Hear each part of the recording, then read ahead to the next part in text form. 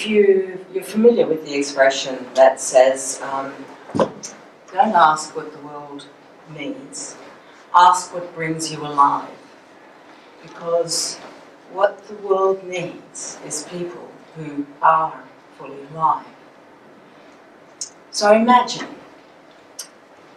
5 years from now, we'll go through a little portal and step into the future. You've just picked up a paper and there's a big headline that says that Chelmsford is has just been awarded Sustainable City of 2020.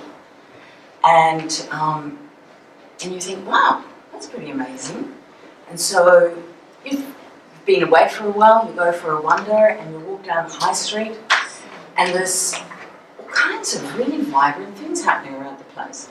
There's people, like in the shops, there's all kinds of creative activities happening, there's people making things, there's exhibitions, there's drama, there's people engaged in conversation, and you're thinking, wow, something's really happened here, what's this about?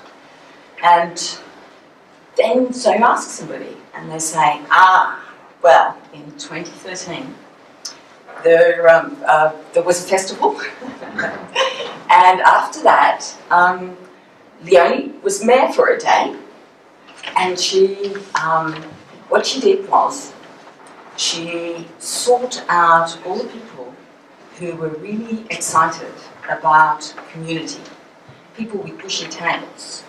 And she said, and they could be any age, they could be really young, and they could be really elderly.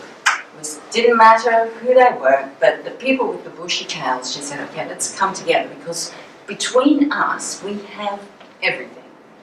And they all sat together for a period of time, just dreaming, like, what is it that my community needs to bring it alive? What is it that I can do to bring my community alive? And they all sat together for long enough, and all these really juicy ideas started to come up, like using game design to engage with people in the community to learn about past history, about how to make things, how to do things, and there was real exciting synergies that emerged. And so scenes became more frequent of older people and younger people learning from each other, making things together. Every community started to, my catalysts were all funded half the week.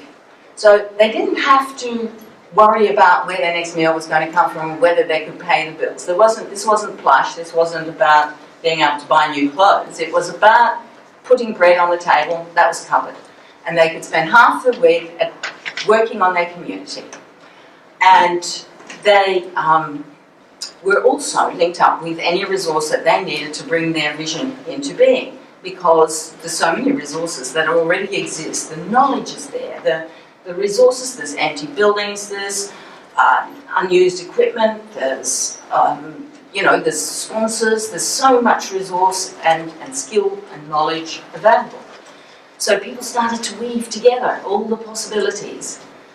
And the Marconi legacy started to really actually resonate with people. And we started to see places where young people were learning engineering. We saw all kinds of new inventions. And we had some genius green enterprise and some green sustainability engineers who helped develop a green industry.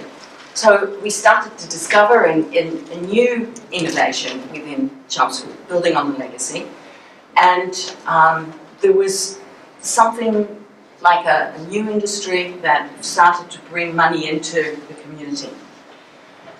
And the thing that we hadn't expected, but in hindsight was not so surprising, was that there was a heart connection that came live.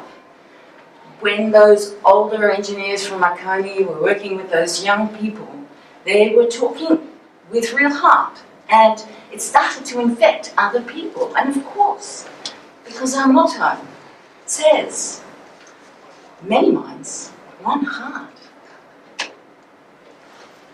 Yeah.